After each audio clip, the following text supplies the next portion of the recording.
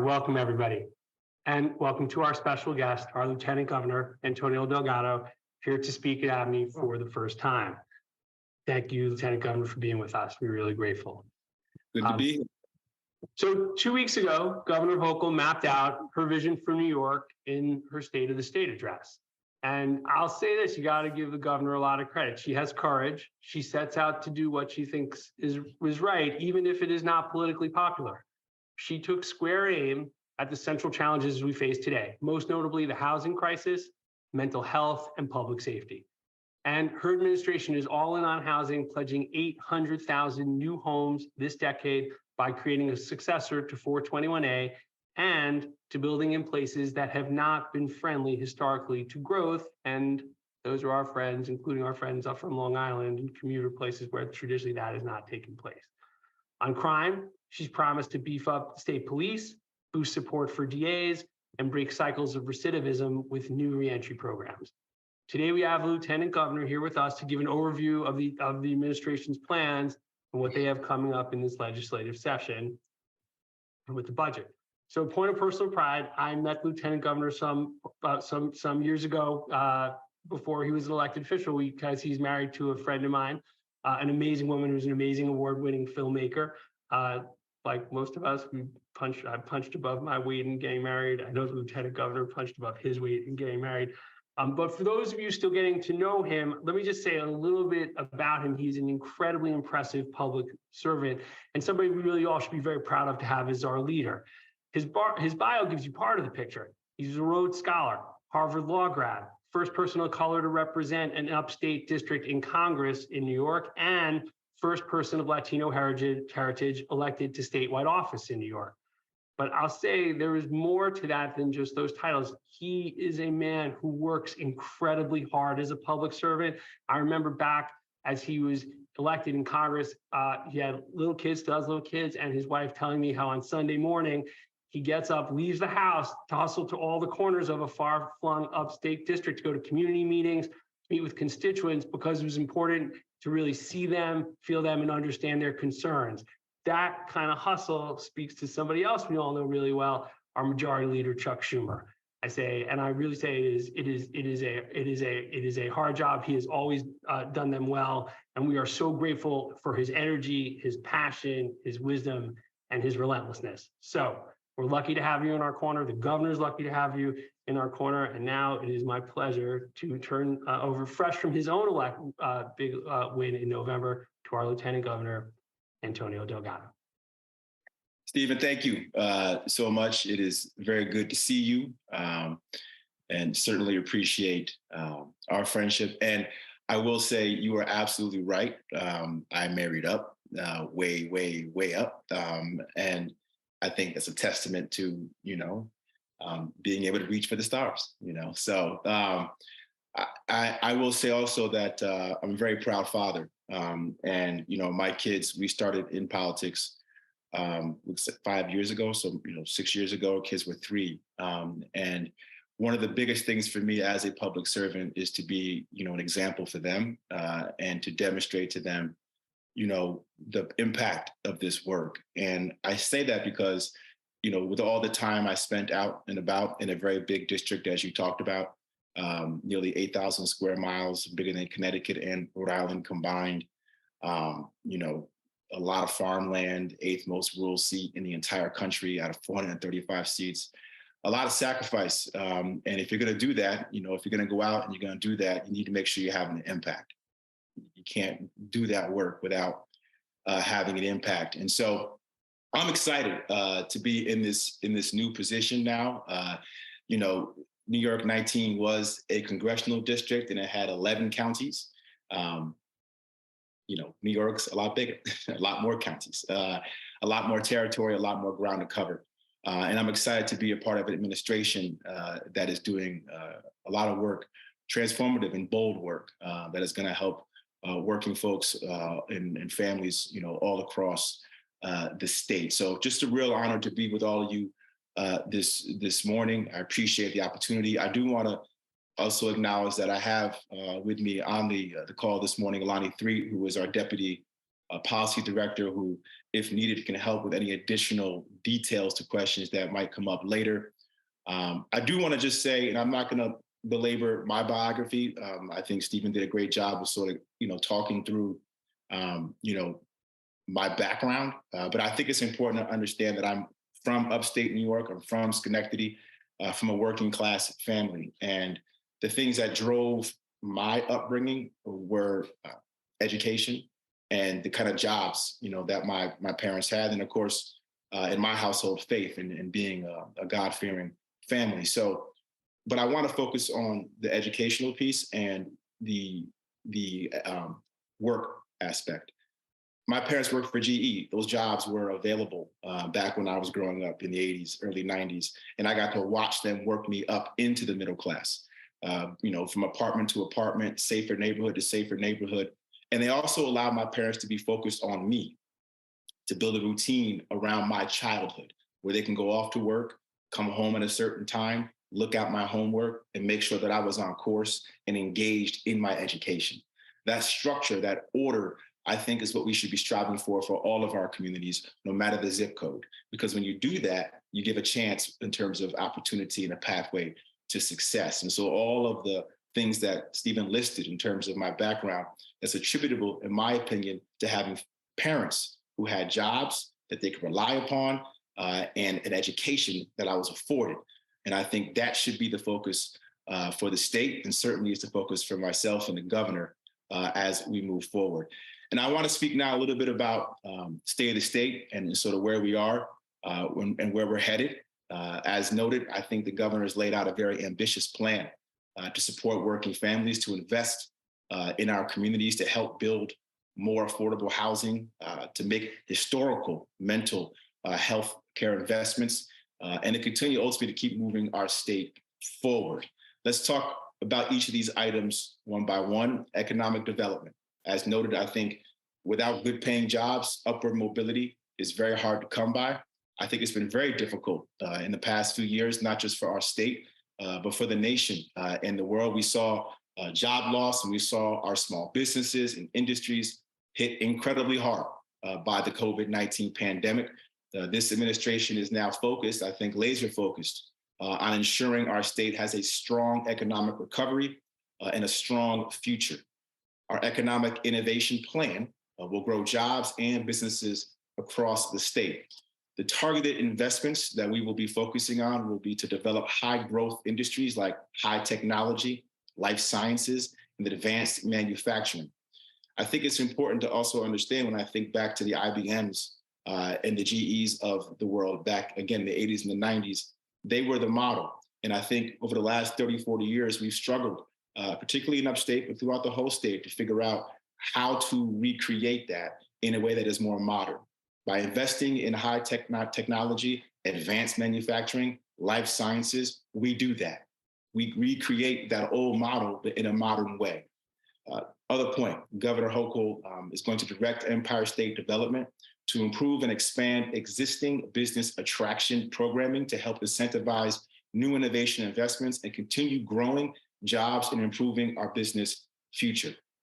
This plan also includes measures to strengthen the state supply chain and drive growth. With this strategy, I think we're going to bring more world-class companies to the state, spurring job growth and ensuring our state's economic future is strong. Affordable housing. I think we all know that this is a massive issue. It's a once-in-a-generation housing crisis. And I think the availability of affordable housing options is not at all where it needs to be. And we're working to immediately address that. Last year's budget included a 5-year, $25 billion plan to create and preserve 100,000 affordable homes, the single largest housing investment in New York State history. New York could do more, though, and we're planning to do more. The plan the governor has laid out in her State of the State address will combat New York's housing crisis and build 800,000 new homes. The New York Housing Compact strategy will set local housing targets and includes a local participation to achieve housing growth in every community. It's going to take real collaboration. It's going to take real coordination. It's not just a top-down approach, but a bottom-up approach. To that end, we will be removing obstacles to affordable housing approvals, grow development opportunities in New York City, and incentivize construction. We're calling upon all governments at every level to meet this crisis. Cities, towns, and villages will need to achieve new home creation targets on a 3-year cycle. And we want to help. We want to make sure that every locality has the capacity and the assistance needed. We know that the targets here are going to require assistance. Specifically, areas where the housing need is highest, like New York City, will have a 3% new homes target over 3 years. Upstate counties will have a 1% new homes target over 3 years. For repurposing underutilized office space to offering new incentives towards multifamily buildings, we're committed to increasing the housing supply and making our state more affordable for all. We're also making available, as noted with regard to assistance, a $250 million infrastructure fund and a $20 million planning fund to support new housing production across the state. A collaborative effort, certainly a bold initiative, but one where we want to work hand in hand with our local partners to achieve these goals statewide. Minimum wage and how we deal with affordability across the board is also a real focus of the administration. The governor has laid out a transformative plan to increase the minimum wage annually by indexing it to inflation. We all know the impact inflation has had. It has hit our nation and our state hard. And this plan would help hardworking New Yorkers who have seen their wages stay the same and while costs continue to rise, mitigate that dynamic. Indexing minimum wage to inflation would benefit hundreds of thousands of New Yorkers, especially women and people of color who have been disproportionately impacted by these issues. And so again, how we tackle affordability is going to take multi-pronged approach, but the minimum wage piece certainly is one I wanted to make sure we underscore, because I think it's a big, big way forward. Mental health, another big agenda item. I think for far too long, even before the COVID pandemic, there was a paucity of focus on mental health, despite the fact that we were seeing an increase in the need.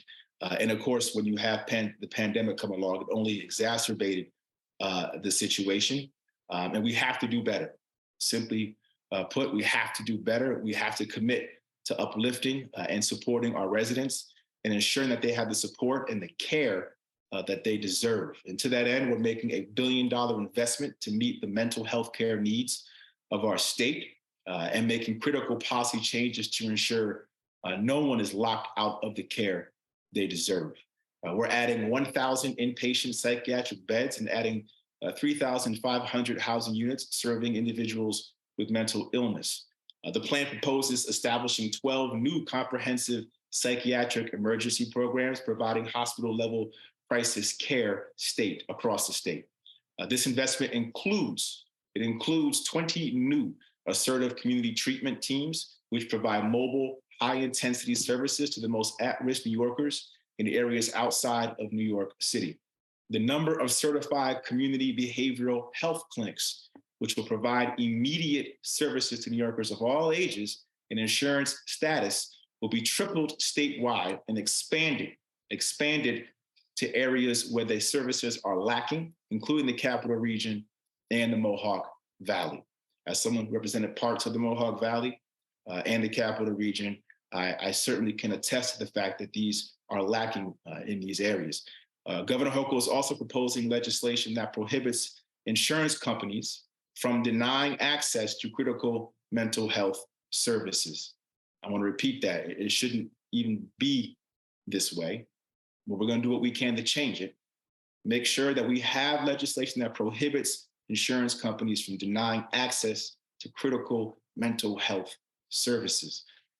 We're also going to expand access to mental health services in schools by increasing Medicaid payment rates for school-based satellite clinics and services. And we're working hard to ensure that every New Yorker, every single New Yorker, no matter where they're from, has access to the care that they need. Public safety, another big issue. We certainly believe that keeping New Yorkers safe is of paramount importance. Last year, to that end, we strengthened gun safety laws and closed loopholes. We banned ghost guns and raised the minimum age to 21 to purchase a semi-automatic weapon. This year, we're expanding the number of New York State Police Community Stabilization Units, increasing trooper participation in federal task force, and making record investments in alternatives to incarceration and reentry programs to reduce recidivism. We certainly must make sure that when we're talking about criminal justice, there's a respect for the rule of law, and at the same time, that we administer the law in a fashion that is embedded with love and in compassion. And these two things, in my mind, are not mutually exclusive. We can do all these things at the same time and work with our local and federal partners to that end. So I think that's a good rundown of all the different things that we are focusing on, and there's plenty more that I have not addressed. It's certainly, I think, an ambitious and transformative agenda that I think will keep our state moving in the right direction. And it certainly gives me hope to know that there are people like all of you who are very, very committed and energized and driven to help us create a more equitable state. Equity to me is critical, and I think this agenda certainly is governed by that ethic. So thank you all again. I look forward to our continued partnership and happy to answer any questions. Thank you so much, Lieutenant Governor, for that presentation and highlighting some of the key initiatives that the governor talked about in her State of the State. And I believe this is your first sort of grand introduction to our ABNY network in this manner. So welcome. I just want to welcome you on behalf of our ABNY members. We received a lot of emails from members saying, oh, I went to law school with him, or like all these relational connections, which was really great. So thank you for being here, and thank you for joining us for this discussion. So I'm just going to jump in with the first question. Absolutely. So I loved how you sort of ended encapsulating the importance of equity about all these initiatives and how important it is to you, right? And then, I mean, we talked about, all of the major highlights in the State of the State that include housing, right? Public safety, which includes mental illness, right? Because those two go hand in hand. Jobs, right? Really important.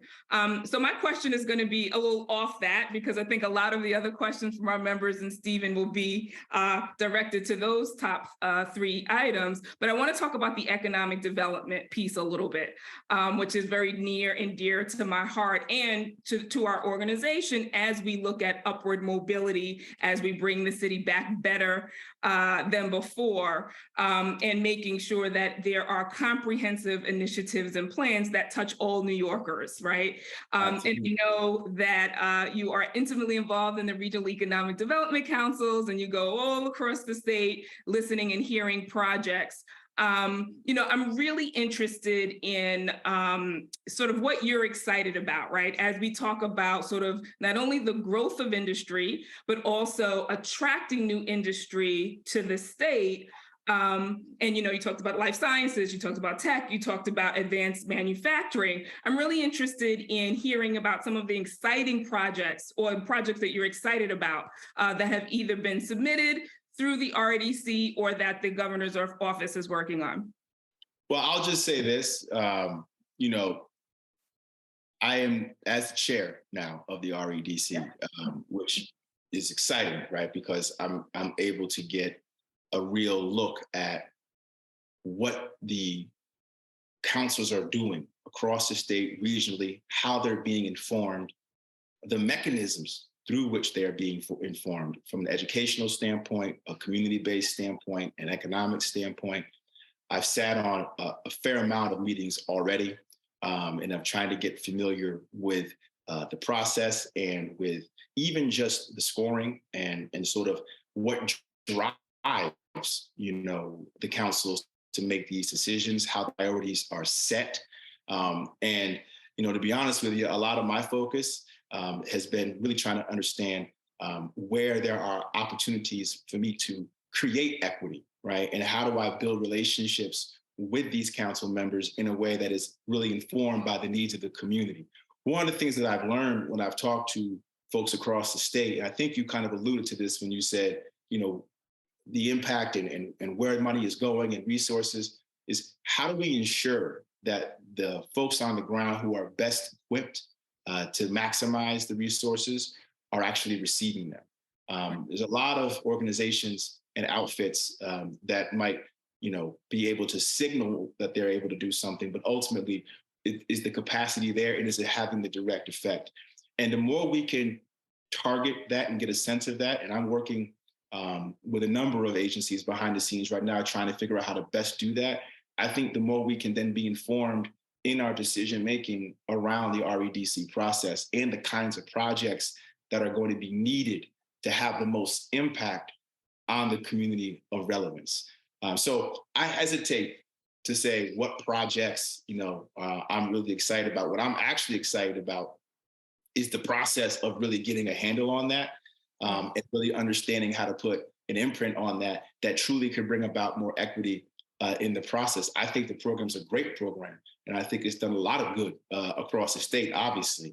But I really want to figure out how to make sure that in its application, it is having the most impact it can possibly have.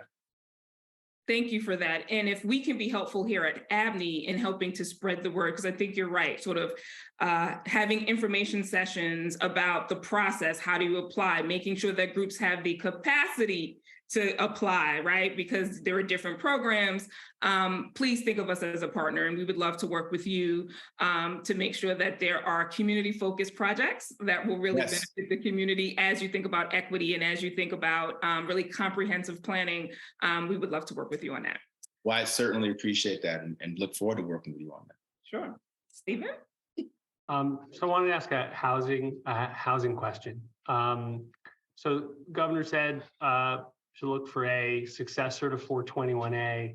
Can you talk about the impact of that? How is that a huge portion of the 800,000? Is getting something like a 421A get us some of the way there where we need to go? Does it get us a lot of the way there? And do you think it's really impactful?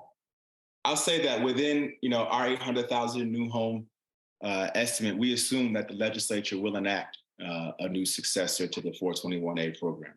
That is a part of the calculus. It is the principal driver of the new housing in New York City.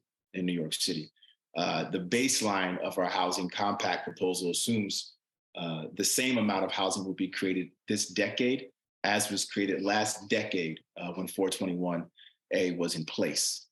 So then you layer on that a number of policy proposals, transit-oriented development, commercial conversions, basement apartment legalization, and that will double the number. So the short answer is it's a big deal. It's a big part of the calculus.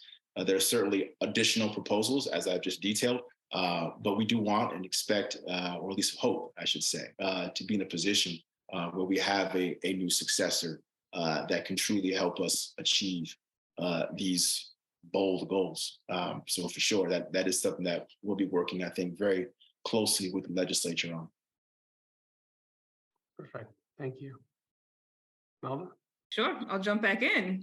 And just to sort of build on sort of the housing questions, we know that the governor made a lot of bold proposals in her State of the State to really address the crisis that we're in. And we know that it's multifold, right? And we know that it's, compounded by intersectional issues that prevent folks from getting housing. So to Stephen's point, right, we have to build more housing, right? And we have to incentivize the private sector to do that. So, what plans do we have in store for that? But I want to just bring it out a little bit and talk about sort of the overall sort of impact the plan will have on the housing crisis. I mean, I think we know pretty intimately here at ABNY what some of the challenges are in the city when we look at sort of issues for renters, issues for homeowners, right? When it has to do with the tax structure.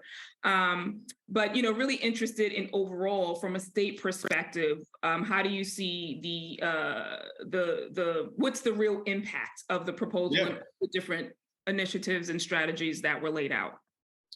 I love that question because it speaks to the goal, right? The objective and sort of what the impact we're ultimately trying to achieve. And people talk about housing sometimes, and we all kind of almost intuitively understand how important it is. But I think it's important to really understand why affordable housing is so impactful for individuals, for communities, for families. When you don't have affordable options, it is very hard to locate yourself. It is very hard to anchor yourself in a community. It is very hard if you are in and out of jobs, trying to figure out, how to find employment. It's very hard to do that if you can't at least anchor yourself somewhere to begin to figure out, transit and best opportunities for you. And so, to me, that is a baseline attribute of upward mobility. It is an entry point into one's capacity to build for a better life. And so the more access points to housing, whether it's in the rental space, whether it's in the homeownership space, we're giving more and more communities across the state a gateway, if you will, into the project of upward mobility. And so capacity is really where it starts from, right? If you look at a lack of investment across generations, then you begin to ask yourself, well, do we have the capacity to absorb the need, and create a market that is not as consumer unfriendly as it can be, right? Make it more competitive from the standpoint of those who need it, and create the right environment for that. So this boldness is really a acceptance of that reality that we have for a very long time neglected the capacity question. And as the need has grown and the affordability crisis has grown with it, we have to figure out in a very bold and transformative way to directly create all hands on deck in every part of the state, in a way that reflects, the different dynamics across the state, but ultimately be on the same page about the need to really grow out housing. And if we do that, and we do it right, and we do it effectively, we can change the lives of millions of folks across this state. And then employment increases, and investment increases, right? Because capital, is going to follow community, right? If it can see opportunities, it sees people who have wages, they're making good money, their capital is going to flow into those communities. And so you have more opportunities for economic growth as a result of that as well. Thank you. In the spirit of us being helpful, and a lot of our admin community deal a lot with the legislature, I guess I'd ask a question about the legislature: is do they appreciate the need to move on on this type of legislation? Like, do they feel the pain that their constituencies have in terms of, like, I need affordable housing? Oh, absolutely. Listen, this is a big issue. I mean, there's a lot of big issues, but housing, like I said, it's one of those issues that if you solve for it, it has a multiplier effect, right? It can really do a lot of good, not just in the immediate sense of being sheltered but in terms of creating that sense of routine and order that can lead to more economic opportunities and growth, which again can have an effect on the local economy as well. And so, yes, the short answer is yes. I talked to legislatures in the Senate, in the Assembly, and communities across the state are in dire need of affordable housing. There's no question about it.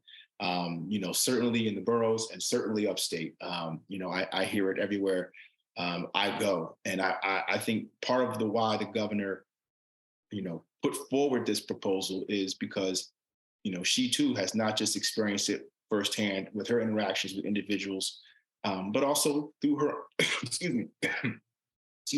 her own conversations, with members of the legislature. Thank you. Melva? Yeah, we're going to stay on this housing trend. If you want to get good, you have some water.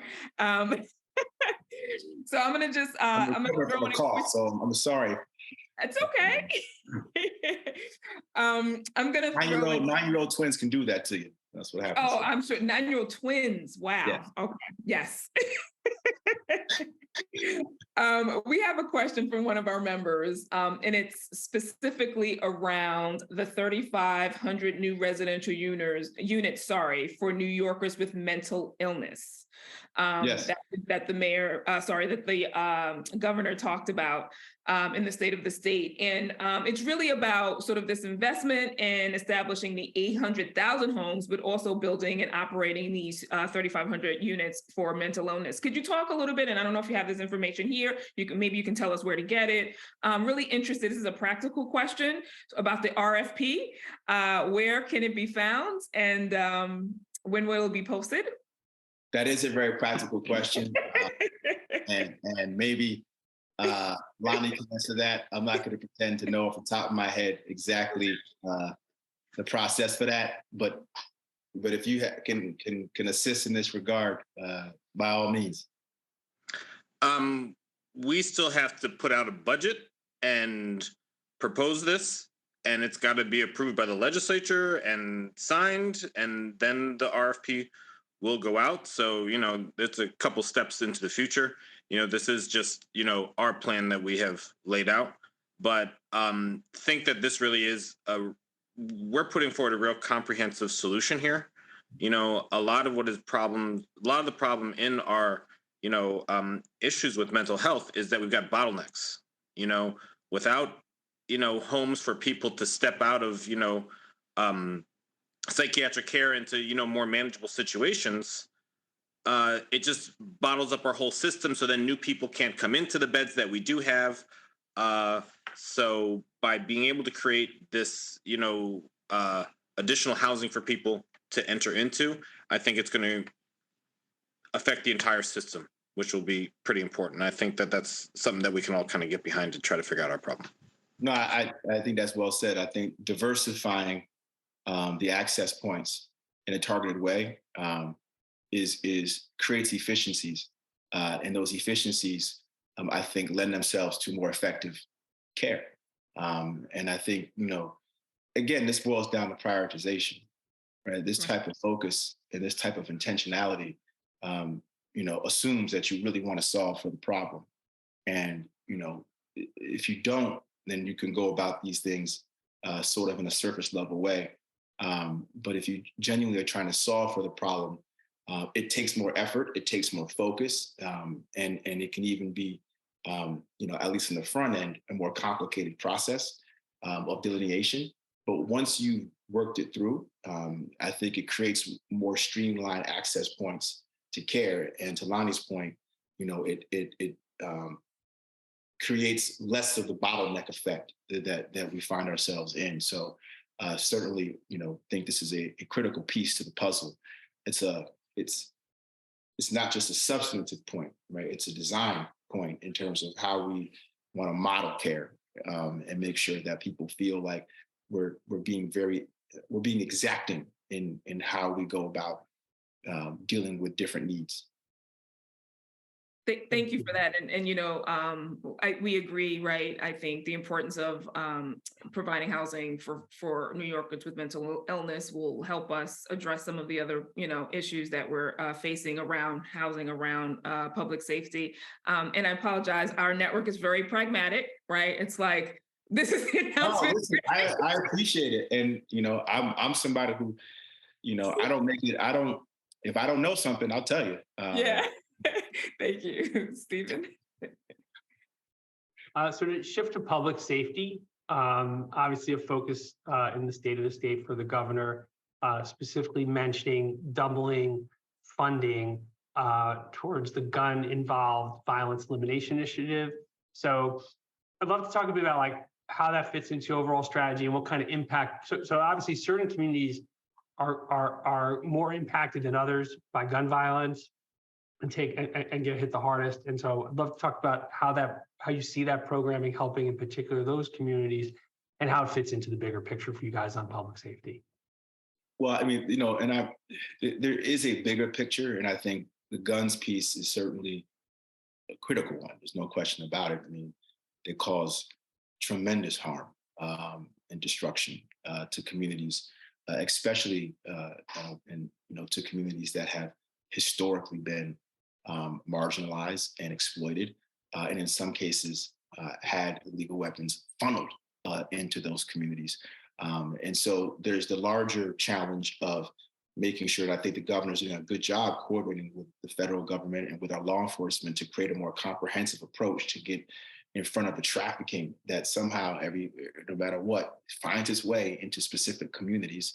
And despite the fact that we know that, we have not yet been able to stop these lanes that go right into the heart of communities that are being plagued by violence. And so a real comprehensive strategy to deal with some of these acute dynamics is important, and also direct intervention on the ground from trusted sources, trusted individuals who have credibility in the community is also very, very important. And so that's a big part of the puzzle in terms of dealing with the impact of guns and making sure that we're having both trying to deal with it on the front end of the process, and of course dealing with it on the back end where it's having a lot of impact on communities on the ground. So we're excited about these evidence-based strategies to reduce shootings and to save lives. In 2022, shootings were down 16% in the communities that participated in GIF. So they were down 16%. And so we want to build on that success. And so we're going to double that funding. But beyond the guns piece, and I think it's important for me, and I know the governor believes the same, we have to be in a position where we are dealing with the conditions of poverty, and we're trying to better equip communities to, especially our youth, to live more enriched lives, and that requires investment. That requires investment before they get in the system or wrapped up in the system on the educational side, whether that's before school programming, after school programming, summer enrichment programming, economic opportunities. It requires that kind of focus and a real partnership with law enforcement as well to make sure that the communities are in fact, protected and served. And so this is, to me, another piece to the puzzle that is going to be very, very important moving forward. I know the governor's also invested a lot of money in our DA offices, has stabilization units is also getting supported. So it's a comprehensive approach. And like I said, I think it's going to be very important that approach has a balance to it, where there's no doubt of respect for the rule of law.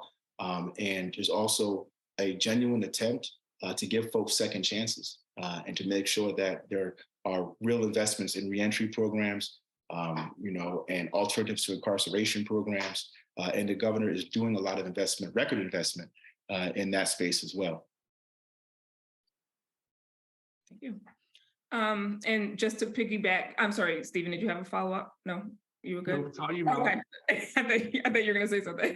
To follow up on Stephen's sort of questions about public safety, and we know that this addressing public safety, gun violence in particular, like you talked about, but overall, is a job for us all, right? It's not, the governor is making huge investments and going around the state talking about it, but she can't do it herself. She needs her team. So since we have you, I want to drill you a little bit about sort of the conversations and that work that you've done, because we know that either when things get decriminalized or legislation changed, there are certain communities that are impacted more and impacted first, right? So I'm really interested in the conversations or experiences you've had with legislators across the state who were either involved in some of the criminal justice reform or have been very vocal around public safety, around sort of what the next steps are, especially around gun violence, right? Because, like you said, there are certain communities that have been impacted more than others, when things get funneled in communities. But I'm really interested in some of the conversations and your experience with legislators around this issue and coming up with solutions that are more comprehensive for the entire state. I think that speaks to the point that I was making about the conditions. because the thing that I hear, listen, and I heard this directly when I'm in the communities as well. Everybody wants to feel safe. You know, the 70, 80-year-old, African-American, grandmother who's trying to, walk to the laundromat or do her, get her groceries for the week, wants to be able to do so without fear for her life, or without fear of being, approached by someone strung out, right, or not mentally well. And that dynamic should inform our decision making as policymakers who are committed to ensuring public safety. And the thing that I feel like sometimes gets lost in these conversations around public safety is the fact that everybody wants to feel safe. Every community wants it, and every community is going to feel a reaction to dynamics when they don't feel safe.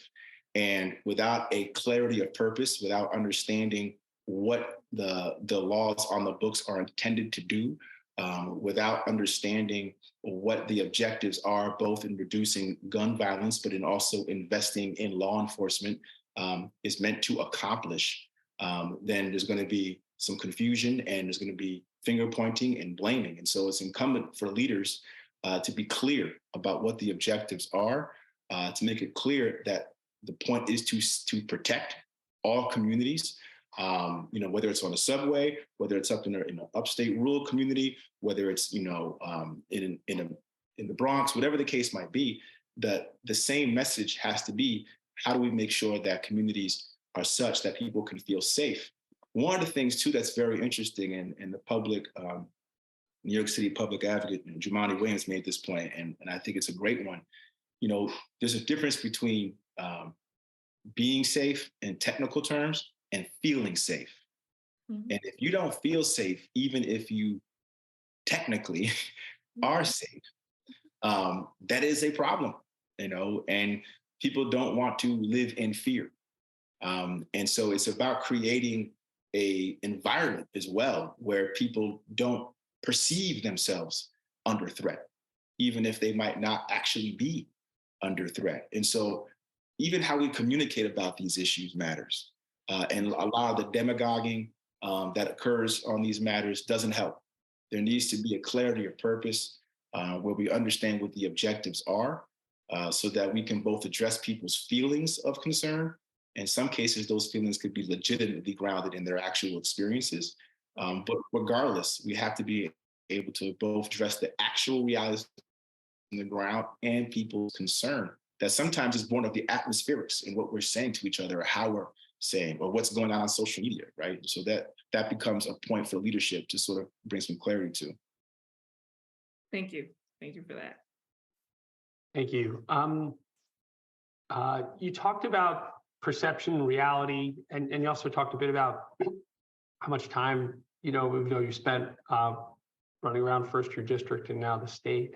I guess I'd ask a question about, are we more divided as New Yorkers, or do you find that we have more in common as New Yorkers? The political conversation, especially on a federal level, feels very much like, we're in our own sides, and D's and R's don't really even begin to understand each other, let alone want to work together. And I'd ask you, do you feel that way in the state? Do you feel like we're one state, or do you feel like, wow, people are kind of less apt to want to cooperate, less apt to see the person who's different than them and kind of be really willing to have them as their neighbor and be partners, at least in a political sense or a community sense? Well, I think that was a great jumping off point from the distinction I made about what we feel and what actually is. What we actually are is very similar. Who we actually are as human beings, and our wants, our desires, our wishes, by and large, is in fact the same.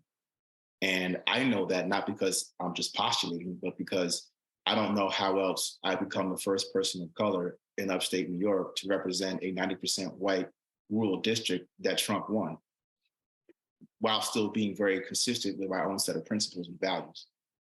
So the ability to figure out how to connect with people and help people see the humanity in each other is always, to me, the most inspiring part about this work, is understanding what that looks like, feels like, and sounds like, and it requires leadership. The problem, though, to your point, is right now, there is so much toxicity in the political discourse. There is no mutual respect. There's no toleration for divergent points of views. It is incredibly dogmatic and rigid. And as a result, the feeling that I think permeates throughout the body politic is one of deep division. And as a result, behaviors reflect that, right? How we communicate to each other, in some cases violently, right? And so we're seeing it spill over, and the fragmented information or sources of information make it all the more challenging. The siloed communication, the echo chambers, all of it creates a real problem. And to me, the antidote, and I don't want to oversimplify it, but I think it's important, is leadership. I think absent leadership that can try to transcend that and is doggedly determined to do so, it becomes problematic. That kind of leadership, though, will certainly undoubtedly catch some hell. And there'll be a lot of naysayers. There'll be a lot of people who will try to dismiss it. There'll be a lot of people who look at it highly skeptical, rightfully so. And so, it's a fight, but I think that is where we are right now, nationally, and I think across the state. But I'm personally hopeful, because I can pull from my own personal experiences where I've seen the impact. I've seen the work actually work. And I know that as long as that's a possibility, then we can always forge ahead, despite the challenges that we're certainly dealing with. I'm not going to sugarcoat it. As somebody who, lived through January 6th, there's no way to not. So I know the challenges that we face, but I also recognize the capacity in all of us to overcome those challenges together.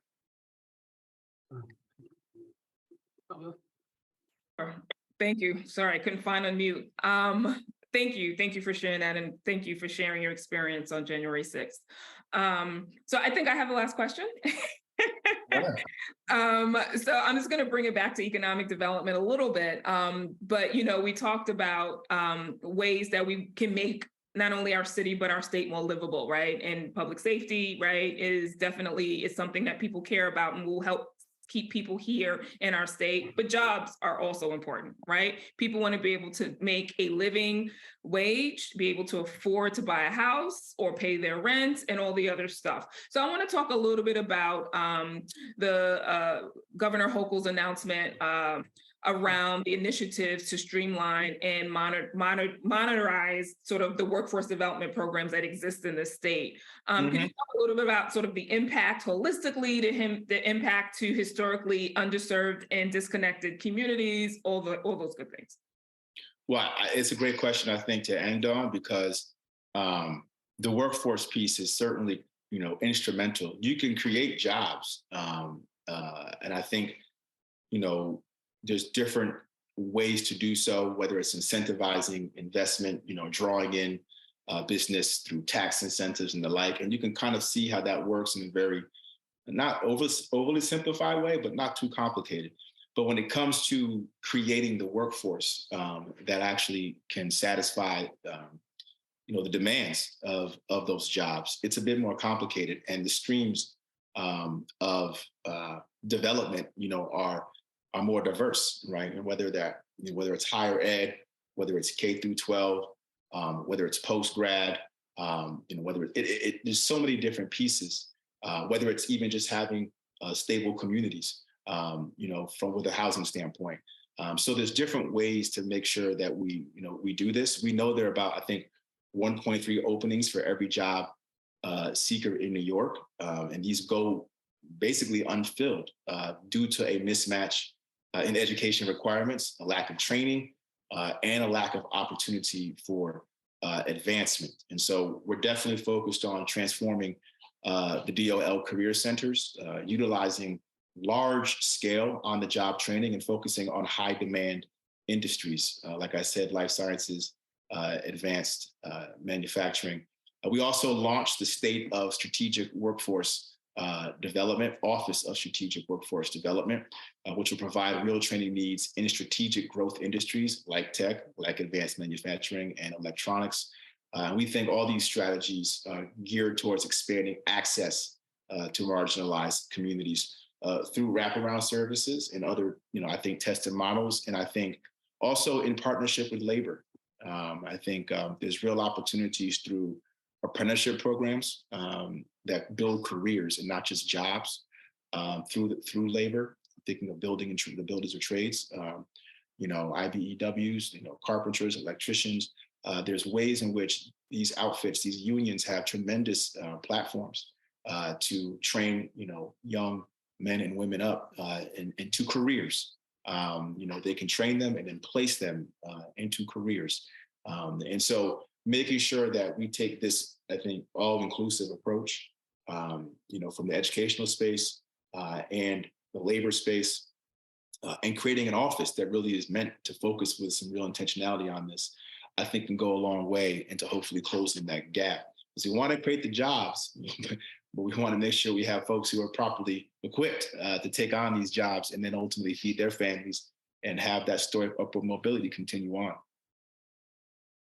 Thank you. And we agree. I'm sorry, Stephen, you had a...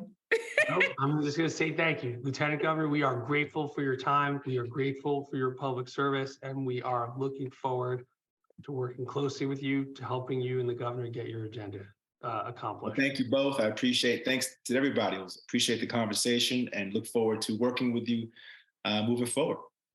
We'll be calling you. All right. Thank you. Take care. Thank you, everyone, for joining us today. Thanks, everybody.